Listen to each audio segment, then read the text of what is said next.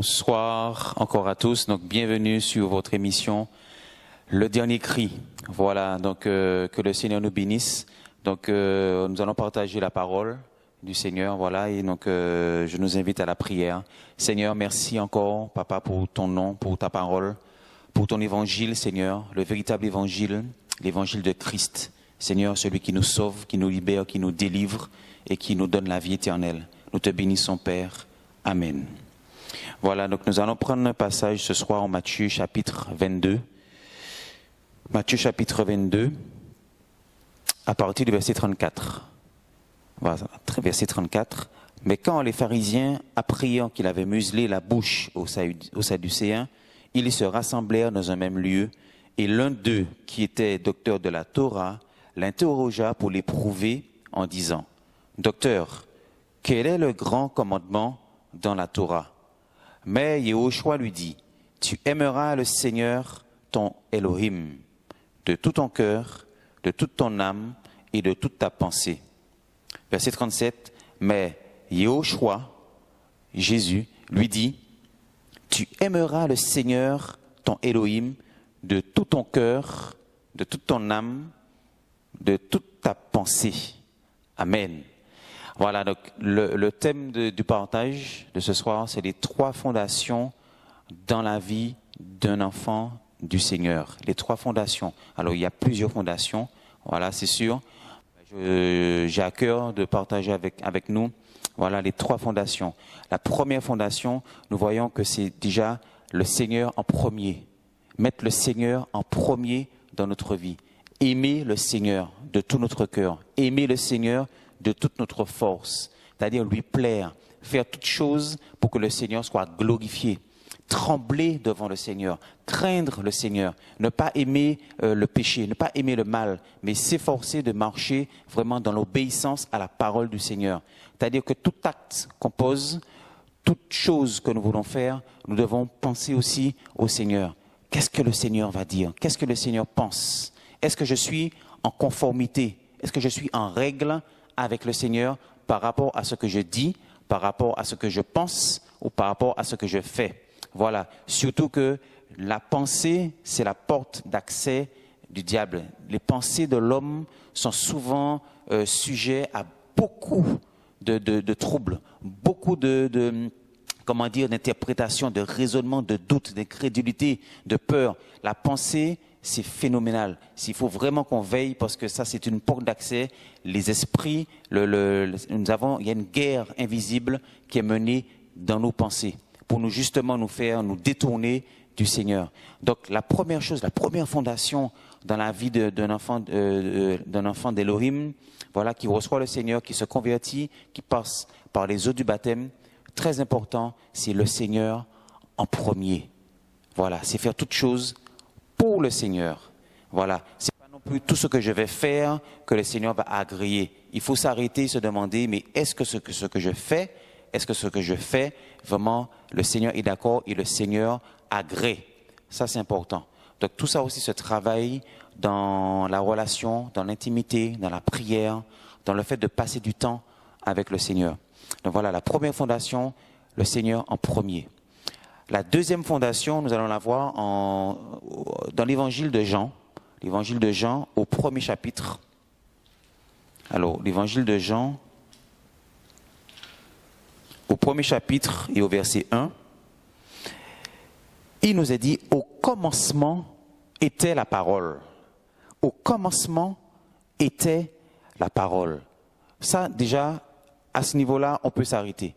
Nous voyons déjà que le Seigneur Yehoshua, voilà, dans son évangile, il nous ramène déjà au commencement, ne serait-ce qu'au livre de la Genèse.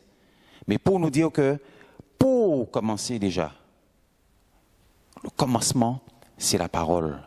Donc, en deuxième point de fondation, déjà, voilà, pour commencer ma vie chrétienne, pour commencer ma marche avec le Seigneur, pour commencer à travailler mon salut, pour commencer à connaître le Seigneur, je dois passer par la parole. Voilà, ça c'est capital. Parce que nous sommes dans une génération, malheureusement, où nous voyons beaucoup d'églises ou certains chrétiens qui ont Voilà, je ne le dis pas pour condamner, mais c'est un constat. Mais la Bible, elle est parfois fermée. Il y a des chrétiens qui ont du mal à lire la parole. La parole peut-être lasse certaines personnes. Voilà pourquoi il est dit en 1 Timothée, chapitre 4, verset 1, que l'Esprit dit expressément que dans les derniers temps, certains s'éloigneront de la foi. Et en Luc, chapitre 18, verset 18 ou 8, je crois, les Écritures nous avertissent que quand le Seigneur reviendra, il est dit que quand le Fils de l'homme reviendra sur la terre, trouvera-t-il la foi parmi toutes ces églises qui existent sur la terre?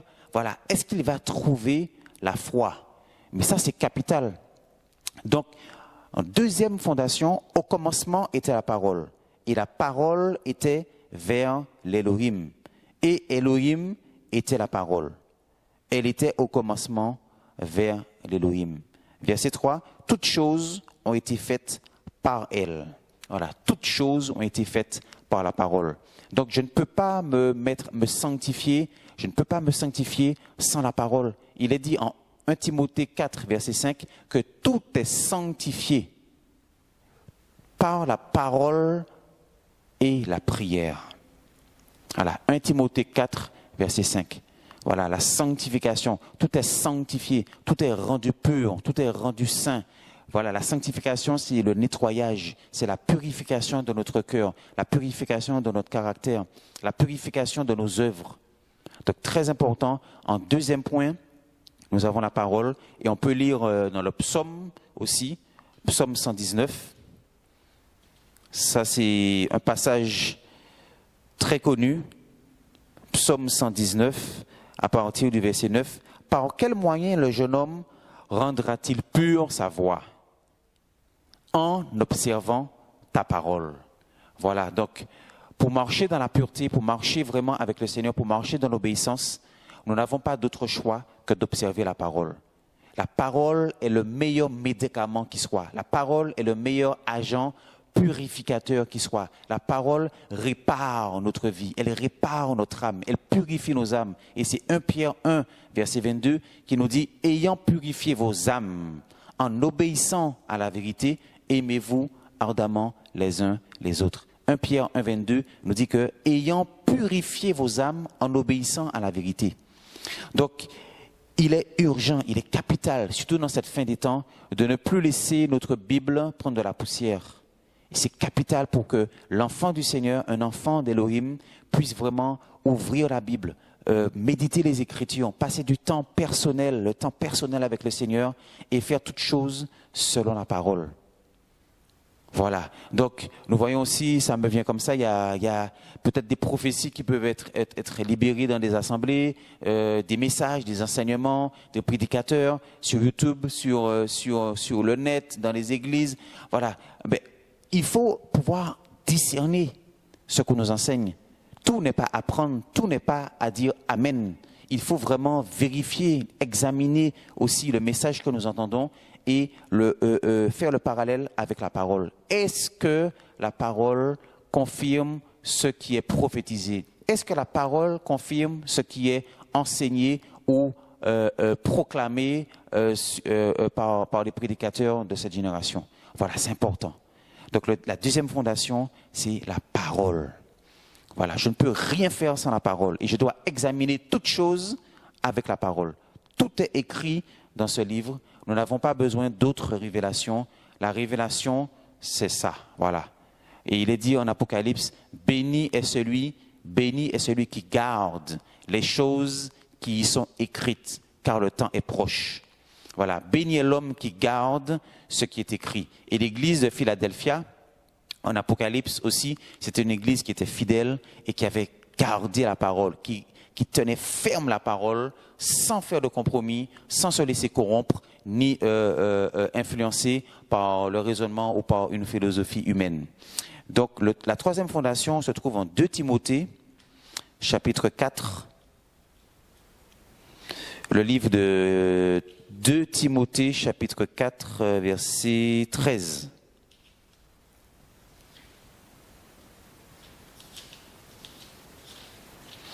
Voilà, donc titre. Alors, 2 Timothée chapitre 4 verset 13. Non, c'est 1 Timothée, autant pour moi. 1 Timothée chapitre 4 verset 13. Voilà. Et c'est l'apôtre Paul qui s'adresse à son fils dans la foi, Timothée, voilà, qui était jeune.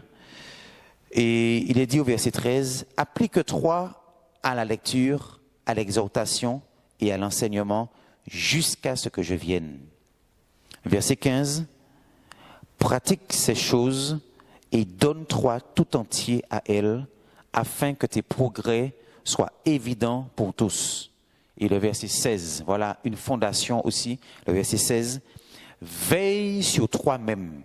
Veille sur toi-même et sur la doctrine.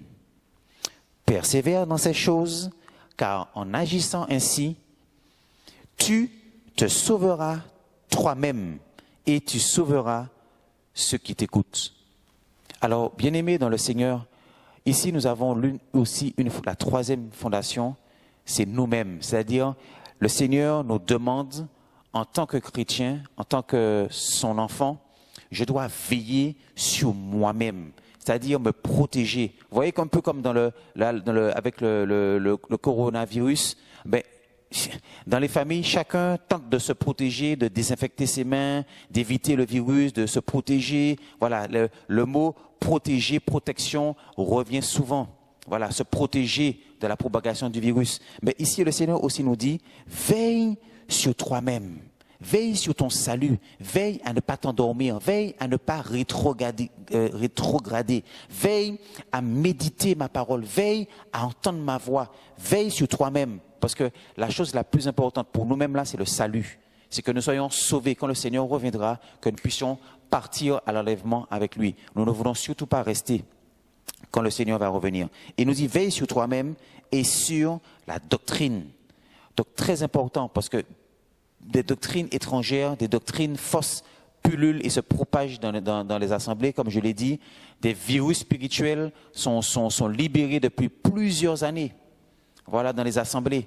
Et nous devons prendre garde, faire attention à veiller pour que la doctrine que nous recevons, la doctrine que nous écoutons, soit conforme aux Écritures. Et la meilleure doctrine qui soit, c'est bien sûr, c'est la parole, l'évangile de Christ, le véritable évangile. Et nous devons aussi faire attention parce qu'il existe un faux évangile et il y a le vrai évangile. Il existe des faux chrétiens et il y a des vrais chrétiens. Il existe une vraie église, mais il y a aussi la fausse église. Donc, tout cela doit nous aider à nous faire comprendre que nous devons veiller à nous-mêmes sur notre salut et sur la doctrine. Voilà, donc ça c'est le troisième point.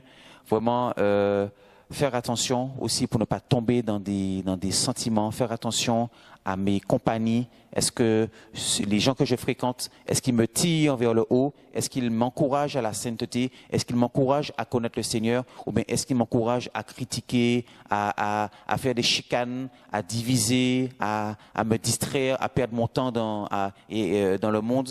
Je dois choisir qui je fréquente. Faire attention aussi à ça parce que ça peut corrompre mon salut.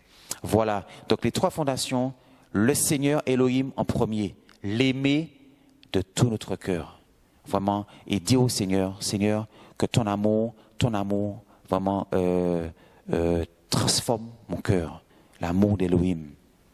C'est pas un amour humain. Voilà, deuxième point, la parole, faire de ma vie, je dois être un homme de la parole, une femme de la parole. C'est la parole qui me guide, c'est la parole qui me transforme, c'est la parole qui me donne la direction qu'il faut. Et troisième point, veiller sur moi-même. Voilà, veiller sur moi-même, mon caractère, pour que quand le Seigneur reviendra, que je puisse partir avec lui.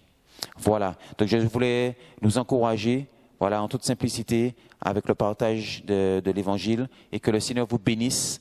Je vous dis à bientôt pour d'autres partages. Au revoir.